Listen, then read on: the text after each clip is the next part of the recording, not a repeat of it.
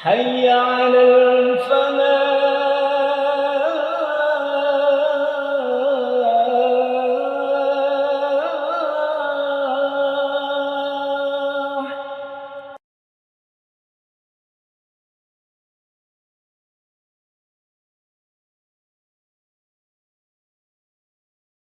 Bismillahirrahmanirrahim. Assalamualaikum warahmatullahi wabarakatuh.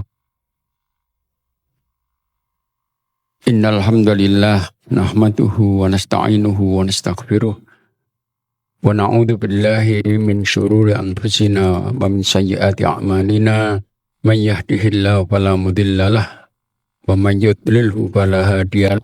Asyhadu an la ilaha illallah wahdahu la syarikalah wa asyhadu anna Muhammadan abduhu wa rasuluh.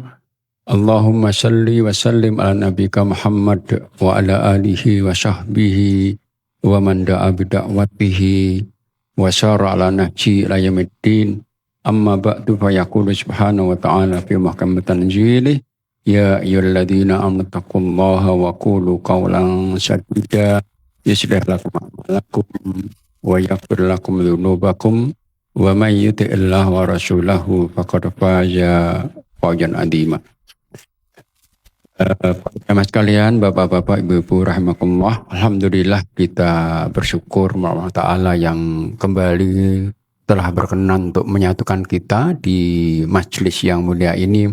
Mudah-mudahan Allah senantiasa berkenan untuk meridhoi dan mudah-mudahan pernah mencatat semua upaya kita di majelis ini sebagai bagian dari ibadah kita yang mudah-mudahan nantinya bisa menambah beratnya timbangan kebaikan kita insyaallah.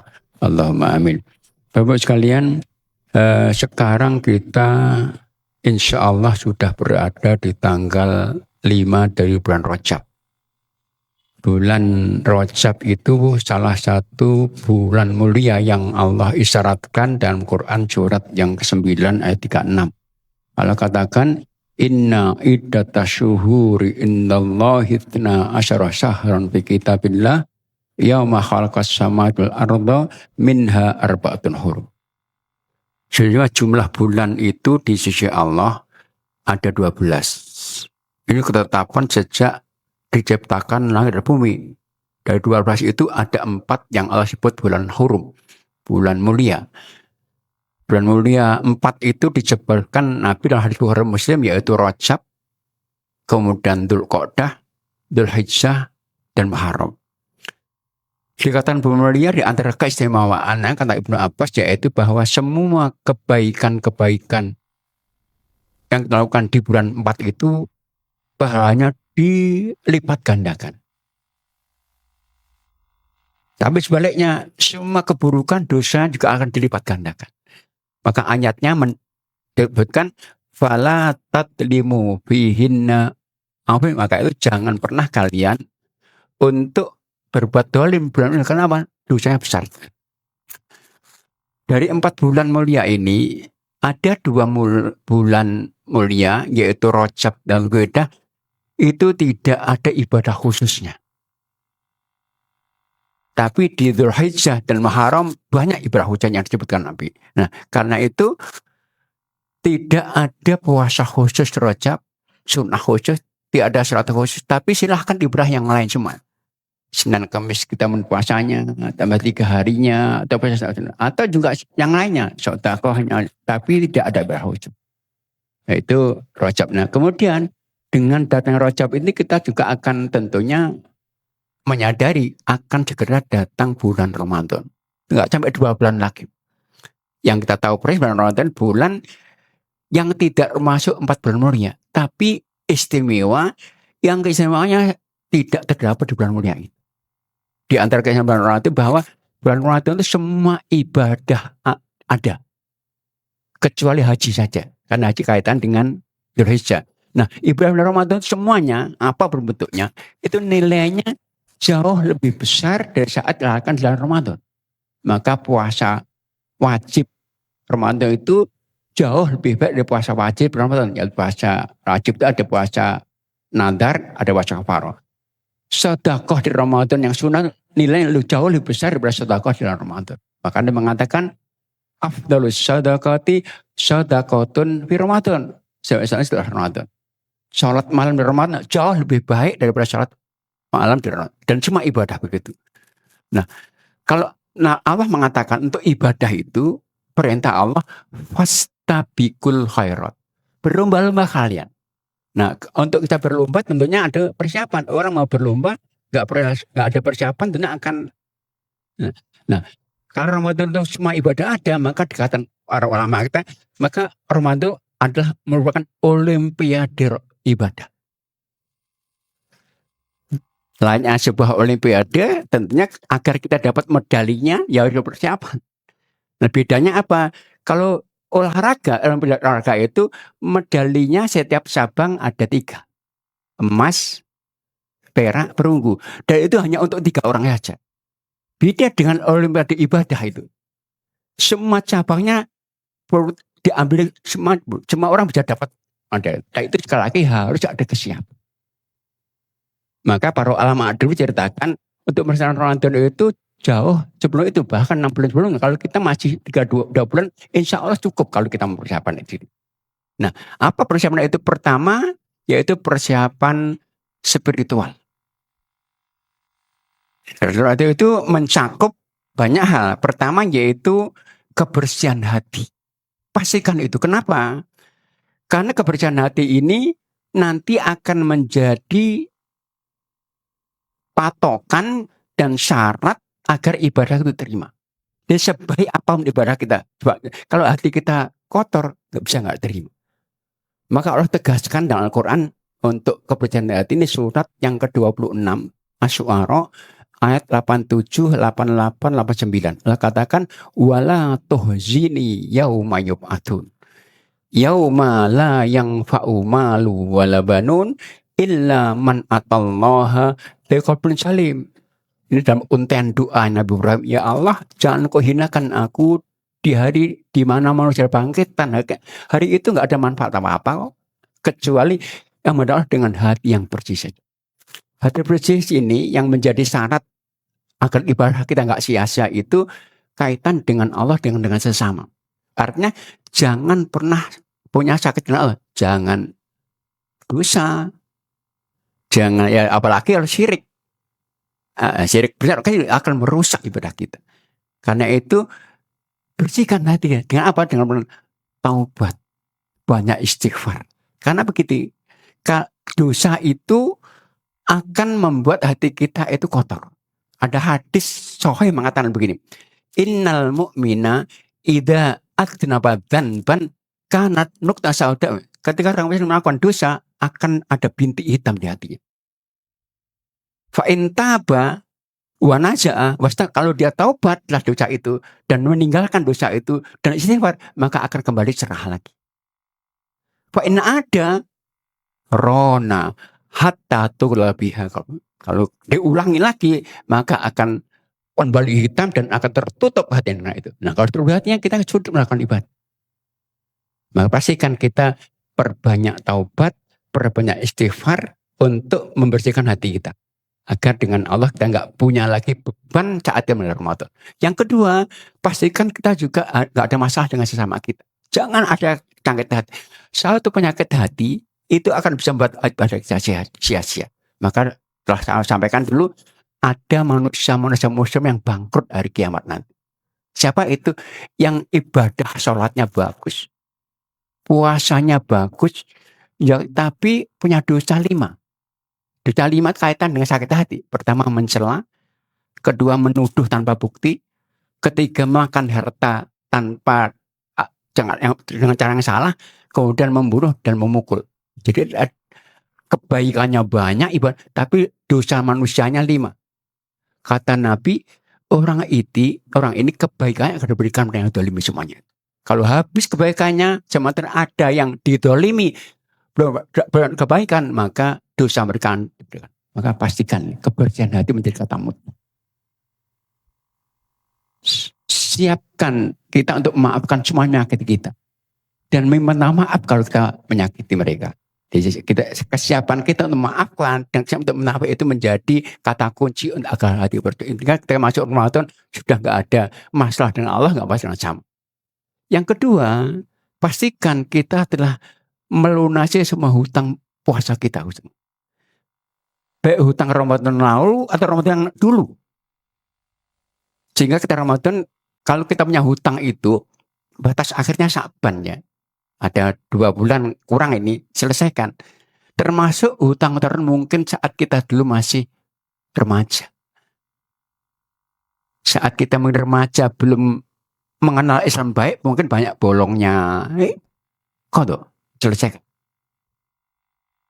Ketiga, kan hati yaitu pastikan kita meningkatkan ilmu kita.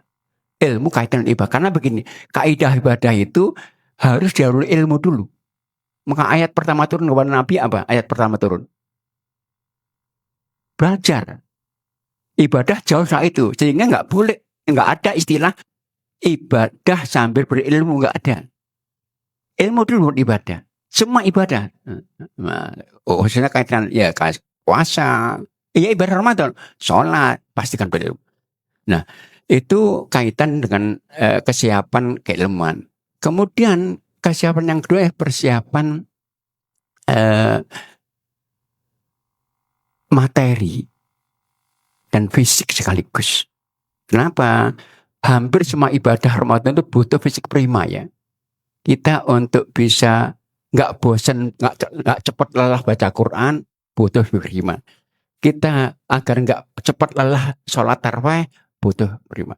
Kita bisa puasa dengan enak, prima. Maka persiapan itu, maka sejak dini pastikan kita hanya mengonsumsi yang halal dan yang baik saja.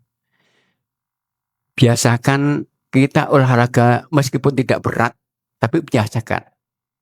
Karena olahraga yang sesaat saja itu nggak bisa bermanfaat. Rutinitas itu menjadi kata kunci. Maka ibadah yang rutin, olahraga rutin itu menjadikan. Itu persiapan perjalanan. Nah, saya akan mencoba di sini untuk melakukan ilmu tentang ibadah Ramadan. Pertama yaitu yang ibadah teristimewa itu apa di Ramadan? Semua istimewa. Yang teristimewa adalah puasa. Puasa itu ibadah teristimewa. Kenapa? Dia ibadah yang kalau dibandingkan yang lain itu enggak bisa dibandingkan dari si pahalanya. Jadi Nabi dalam hadis Bukhari mengatakan begini, kullu amal ibadah Adam, setiap amal ibadah hamba itu kebaikannya dilipat gandakan. Berapa? 10 maksimal 700 kali lipat. Ibadah cuma. Kata Allah, illa shauma, kecuali puasa. Aku yang menurut. Artinya apa? Enggak ada kelipatan. Enggak ada banyak sekali. Karena itu ada suatu saat ada seorang sahabat namanya Abu Umamah Nasib mengatakan Nabi kemudian, ya Rasulullah, murni bi amrin yanfa'un bila. Perintahkan aku Nabi teruskan satu ibadah saja yang aku dapat manfaatkannya. Maka pesan Nabi apa? Alaika bisomi fa innahu la matal. Puasalah Anda karena puasa ini enggak ada tandingnya dari pahalanya paling banyak. Maka kalau kita baca hadis-hadis tentang pada puasa itu dia menghapus dosa. Dia sarana yang paling efektif untuk mencegah emosi kita, meredakan emosi kita. Dia ibadah yang menjamin kita untuk mendapat kebahagiaan dunia dan akhirat sekaligus. Ketika puasa itu ibadah yang menjadi junnah, benteng. Yang dengan itu kan bentengnya api neraka. Dan sekian lagi banyak ibadah manfaat ibadah. Nah, cuman puasa yang akan mendatangkan pahala besar itu kalau puasa kita benar. Puasa benar itu secara global adalah puasa yang total bukan yang parsial. Artinya apa? Puasa itu memang kalau dipahami ya menahan diri dari hal yang membatalkan. Gak makan, gak minum, gak berpuasa. Tapi gak cukup. Puasa itu harus dengan menahan dari semua syahwat anggota badan. Bukan syahwat perut saja. Tapi semua syahwat lisan kita, syahwat mata kita, Semua syahwat. Kenapa? Kalau kita puasa hanya sekedar nggak makan, nggak minum, nggak berhubungan sama istri, tapi lisan kita nggak tertahan syahwatnya, nggak bernilai, pahalanya hilang. Maka hadisnya mengatakan begini, man lam yada qaula zuri wal amal bihi wal jahla falaisa lillahi hajatun min an yada'a ta'amah wa syarabah. Au kama Rasulullah. Siapa yang puasa tapi tidak mampu meninggalkan kata-kata yang dusta, amalan yang buruk, maka Allah nggak menghiraukan, nggak ada gunanya. Maka pesan Nabi untuk puasa itu begini. Wa idza kana yaumu shaumi ahadikum, kalau jangan puasa kata Nabi, fala yarfud, jangan berkata kotor. Wala yafsuk, jangan pernah berbuat fasik. Wala yashab, jangan pernah membuat gaduh, mengganggu orang lain. Wa in syatama ahadun, kalau ada yang mencacinya, au qatalahu, au mengajak bertikai, maka mengatakan ini umruun, saya sedang puasa ini. Artinya dengan puasa saya nggak mau berkata kotor, berbuat fasik, maksiat, membuat gaduh, mencaci, mencela, berkelahi, rusak semuanya. Nah, itu kesiapan yang perlu kita biasakan sejak dini. Saat puasa jangan sampai ada muncul syahwat dari semua anggota badan. Sedikit muncul syahwat bisa sia-sia puasa kita. Nah, karena puasa ini dalam aturan ibadahnya untuk keabsahannya membutuhkan dua syarat. Pertama tentunya niat ya. Niat itu ketetapan hati untuk melaksanakan perintah Allah. Jadi ibadah itu dua saja. Ibadah apa dua itu? Pertama perintah, kedua larangan. Maka saat puasa berarti niat kita untuk melaksanakan perintah Allah. Itu niat. Nah, untuk niat ini dibedakan puasa wajib dan puasa sunnah. Puasa wajib itu ada 3 ya. Ada puasa Ramadan, ada puasa kafaroh karena kita melakukan perbuatan yang buruk, melanggar, ya. Atau puasa kita mengingkari janji kita, sumpah kita, itu puasa kafaroh wajib. Ada puasa nadar. Nah, puasa wajib itu niatnya harus sebelum datangnya sholat subuh. Kata Nabi, man lam yubadis syam fala shoma. Orang belum niat puasa di malam hari, maka enggak sah puasa. Beda dengan puasa sunnah. Puasa Senin Kemis, berganti hari tak bulan, itu boleh di siang hari, yang penting belum makan paginya sampai niat datang. Nabi itu biasa ya, ketika pulang dari masjid, berarti Nabi biasanya pulang duha, datang ke istrinya tanya, apakah ada yang bisa kita makan? Ketika jawab enggak, kalau kita puasa, itu udah duha. Niat, puasa sunnah. Kalau puasa wajib tidak. Yang kedua, puasa akan sah kalau waktunya tepat. Karena sholat terkena waktu. Waktunya apa? Fajar, sodik, subuh, sampai maghrib.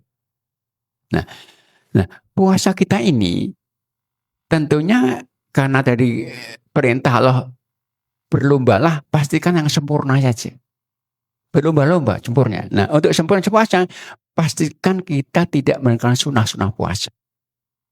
Sunnah puasa itu sederhana, tapi dia menyempurnakan. Apa itu? Pertama yaitu sahur. Sahur itu aktivitas makan minum. Cuman sahur itu terikat dengan waktu. Waktunya sahar namanya. Di akhir malam. Sehingga kalau kita baca tarawih sahur, enggak, itu makan malam. Sahur di akhir malam. Sahur. Dan Nabi berpesan, tasaharu fa inna fi sahur barokah. Makan sahur, ini penuh barokah. Artinya apa? Kalau enggak makan sahur, kita banyak kehilangan barokah puasa kita. Yang kedua, yaitu pastikan kita mempercepat bukanya. Bukanya wajib, ya orang enggak buka, enggak boleh. Maka kita enggak boleh menggabungkan 2 puasa, enggak tanpa enggak boleh. Tapi percepat. Datang segera. Hadisnya Bukhari mengatakan begini, Wala yazalun nas bi khairin ma'ajal fitr, manusia terjaga kebaikannya selama senantiasa menyegarkan bukanya. Yang ketiga, saat puasa itu adalah waktu-waktu yang doa kita mustajab. Doa itu ibadah yang sangat istimewa. Ibadah kita ikhtiar itu nggak ada jaminan. Doa menjadi penentunya. Maka saat puasa manfaatnya untuk banyak doa. Selama puasa khususnya nanti ketika buka. Yang berikutnya yang juga sunnah, pastikan kita juga menyempurnakan puasa kita dengan berupaya untuk memperbanyak pahala puasa dengan memberikan buka. Jadi buka itu nggak harus sempurna ya. Satu air mineral itu buka. Satu biji kurma buka. Dan Nabi mengatakan orang berikan buka, orang yang sedang puasa akan dapat pahala puasa. Sehingga kalau kita saat puasa, kita misalnya satu hari kita siapkan satu kotak air mineral yang isinya 48 gelas itu, kita masukkan ke masjid yang biasa orang buka, maka hari itu kita dapat pahala puasa satu kita dan 4 pahala puasa dari buka yang kita berikan. Meskipun tidak diminum. Karena hadisnya Bukhari mengatakan innamal a'malu binniyat wa innama likulli imri'in ma nawa. Ibadah itu tergantung niat dan setiap niat akan dapat pahala langsung. Itu. Nah, kemudian yang harus kita ketahui puasa itu ada yang membatalkan. Yang disepakati ada 5. Maka pasti ada hari. Apa itu? Pertama, makan dan minum dengan sengaja. Itu dosa dan batal sekaligus.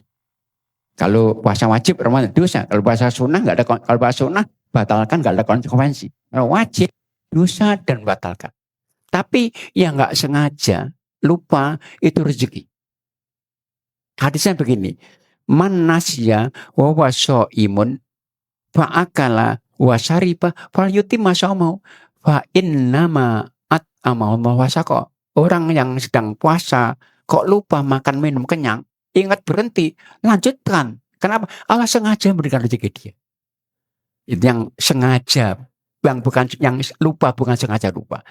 Yang kedua yang juga membatalkan itu yang sengaja muntah. Tapi nggak sengaja muntah nggak batal. Kata Nabi hadisnya begini, man taqaw jadi man taqaw amdan faqad yakdi. Siapa yang sengaja muntah maka hendaknya dia mengkodoknya. Jadi yang sengaja aja, tapi yang nggak sengaja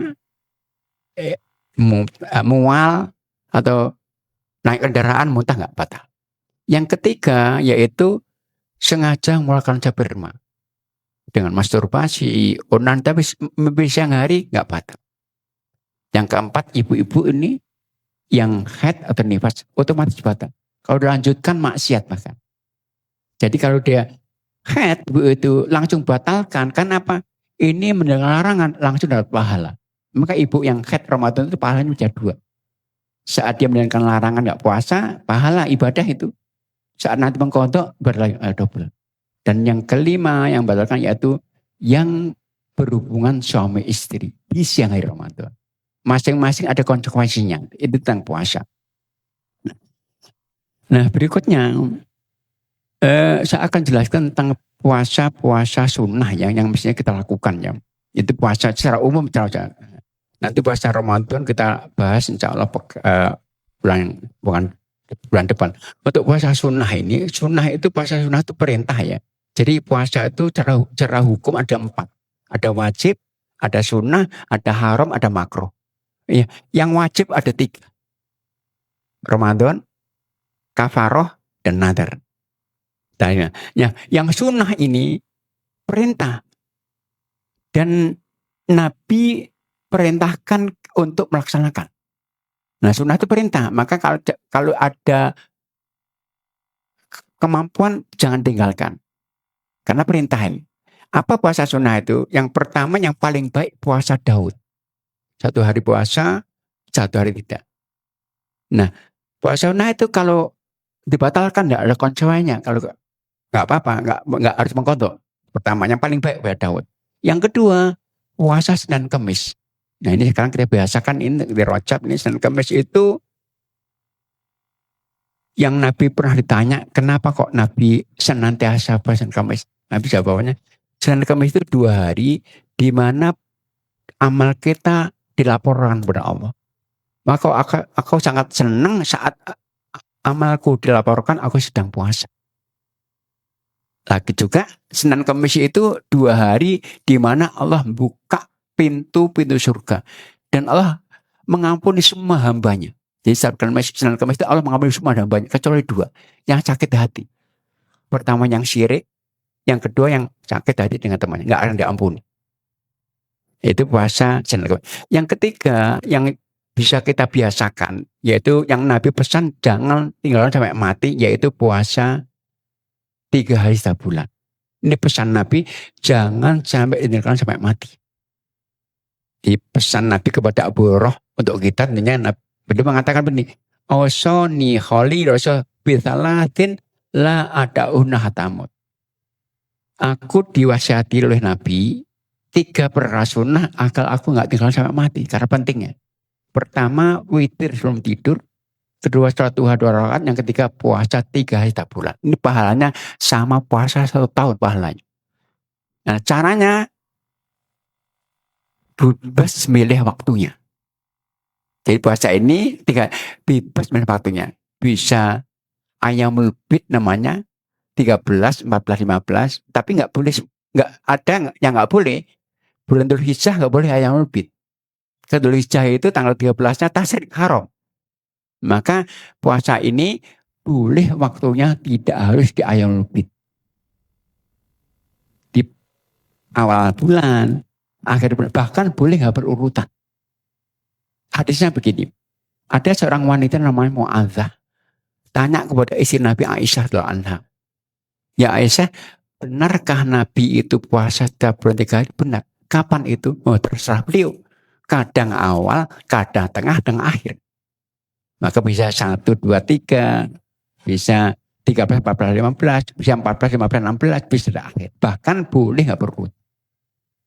Ini itu puasa 3 setiap bulan. Pahalanya sama 1 tahun puasa. Dan pesan Nabi jangan sampai mati.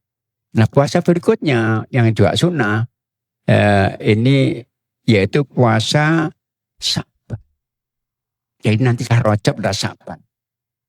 Waktunya kapan? Sebanyak mungkin. Nggak ada ketentuan harinya, sebanyak mungkin. Bahkan Nabi itu puasa sunnahnya paling banyak di bulan Sa'ban. Dijelaskan bahkan pernah 1 bulan penuh bulan Ramadan. Perbanyak. Ini sebagai warming up ya. Pemanasan untuk Ramadan ini. Agar nanti Ramadan tiba dia nggak berat lagi. Ya, bahasa Sa'ban sekali lagi boleh milih waktunya kapan saja semampunya sebanyak mungkin. Kalau milih Senin Kemis nggak apa-apa, tapi diupayakan lebih banyak itu. Karena Nabi mencontohkan paling banyak puasa di bulan Sa'ban ini. Nah, itu puasa sunnah. Nah, puasa sunnah yang lain tentunya kita kenal ada puasa hari Arafah ya. Nggak ada kaitan dengan hari Arafah. Jadi puasa ini bukan puasa Arafah ya. Tapi puasa hari Arafah. Nggak ada hadisnya puasa Arafah. Puasa hari Arafah. Artinya apa? Bedanya apa? Kalau puasa Arafah nanti kaitan dengan wukuf. Kalau hari kaitan dengan tanggal. Nah puasanya puasa tanggal 9 Dzulhijjah. Nah tanggal 11 bisa beda-beda nanti.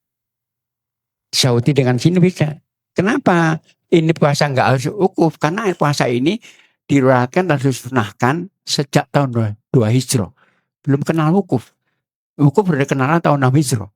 Artinya sahabat telah puasa namanya puasa hari Arafah belum mengenal wukuf Arafah. Anda nggak ada kaitan dengan wukuf kecuali di Saudi saja. Ya. Sebab apa? Kalau kita harus puasa ikut wukuf nanti kita biar puasa yang waktu haram. Contohnya begini. Untuk awal bulan itu kan parameternya hilal. Hilal itu terbit dari barat. Karena itu lebih barat lebih dulu. Nah bisa jadi nanti negara lebih barat dari Saudi, Dzulhijjahnya lebih awal dari Saudi. Di Saudi tanggal 1, mereka adalah tanggal 2. Nah kalau Saudi tanggal 9, mereka tanggal 10.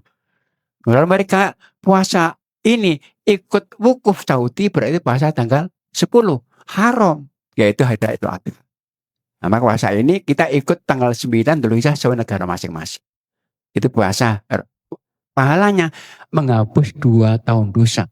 Yang 1 tahun yang akan datang 1 tahun. Nah puasa yang berikutnya ada puasa namanya puasa Asyura. Puasa Asyura ini yaitu tanggal 10 Muharram. Nah puasa ini yang pertama kali dilakukan oleh Nabi dan sahabatnya. Bahkan orang-orang musyrik pun melakukan itu.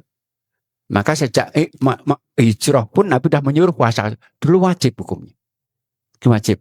Kemudian tahun 2 hijrah turun firman Allah surat Al-Baqarah 184 5. Maka turun wajibnya surat puasa Ramadan. Maka puasa menjadi sunnah. Dan ini menghapus dosa 1 tahun sebelumnya. Cuman begini, karena puasa ini dilakukan oleh termasuk orang-orang musyrik, termasuk orang Yahudi, maka ketika Nabi dengan sahabatnya puasa Asyura di Madinah, orang Yahudi tidak puasa. Nabi tahu. Karena tanya, kenapa kalau nggak puasa Asyura itu? Mereka menjawab, tanggal 10 ini, Muharram, Asyura, itu dahulu Allah menyelamatkan Nabi Musa alaihissalam dari kejaran Fir'aun tentaranya. Untuk itu kami puasa. Kami kan nabinya Nabi Musa. Maka dia mengatakan, kami lebih berat.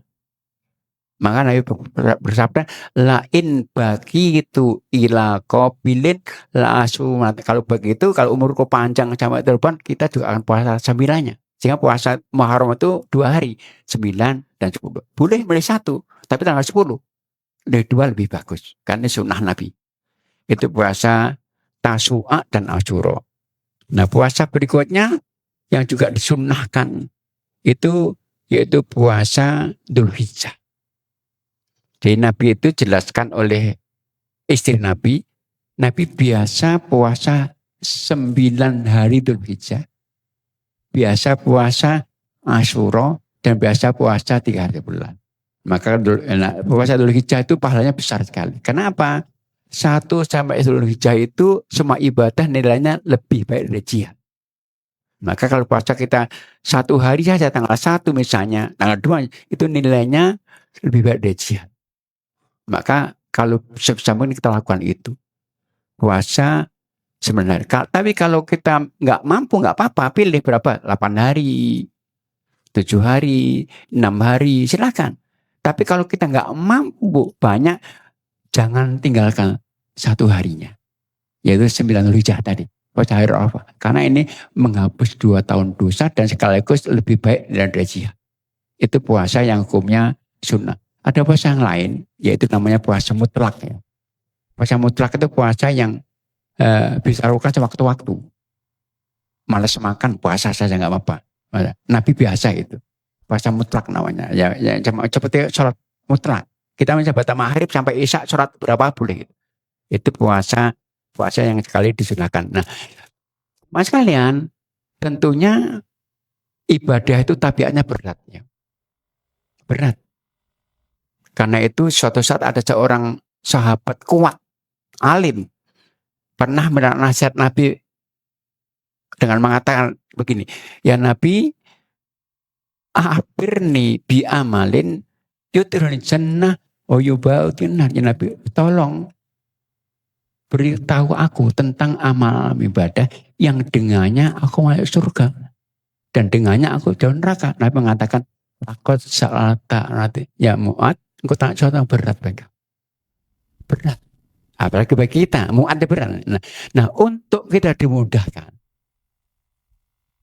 Nabi mengatakan tadi, kecuali Allah dimudahkan. Untuk dimudahkan ada beberapa amal yang apa? Pertama, agar dimudahkan itu kita suka menolong manusia. Apa bentuk pertolongan? Hadis yang Muslim, wallahu fi aunil abdi maka abdu fi an. Allah senantiasa menolong hambanya selama hamba suka menolong orang lain. Tolong dimudahkan. Yang kedua, pastikan kita membiasakan untuk jujur. Jujur.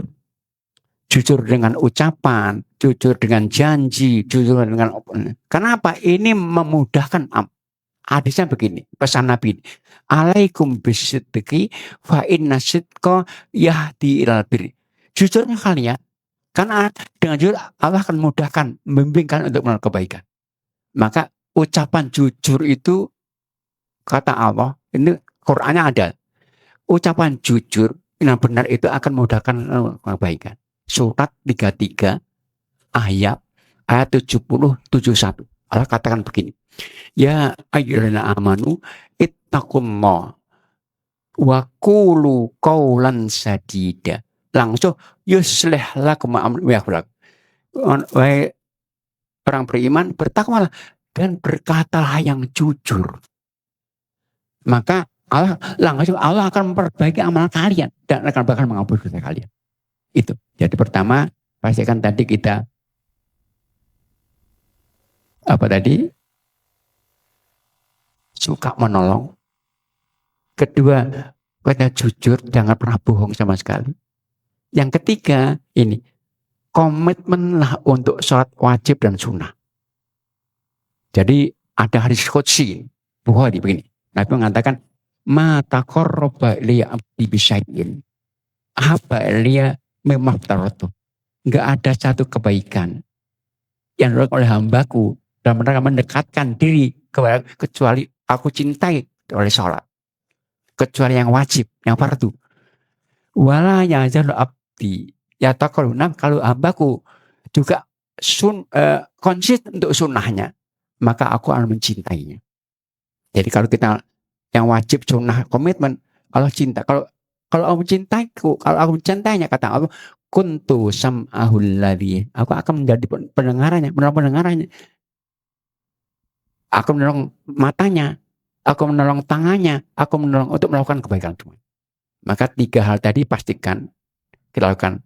Pastikan terus juga menolong manusia, apapun bentuk, termasuk orang kafir pun, yang kalau bukan orang kafir yang jahat, tolong. Kalau butuh tolong. Kedua, pastikan kita jujur, nggak pernah bohong, nggak pernah dusta. Karena dustaan justru akan terjerembab kita. Yang keempat, pastikan kita komit untuk wajib sunnah, untuk dimudahkan Allah dalam melakukan ibadah yang itu satu contoh bekal kita untuk bisa baik di akhirat nanti. Nah, itu barangkali yang kita yang bisa sampaikan. Monggo kalau ada yang bertanya silakan. Baik, kalau tidak ada mungkin cuma terjawabkan, dan tentu ada khilaf, mohon maaf. Assalamualaikum warahmatullahi wabarakatuh.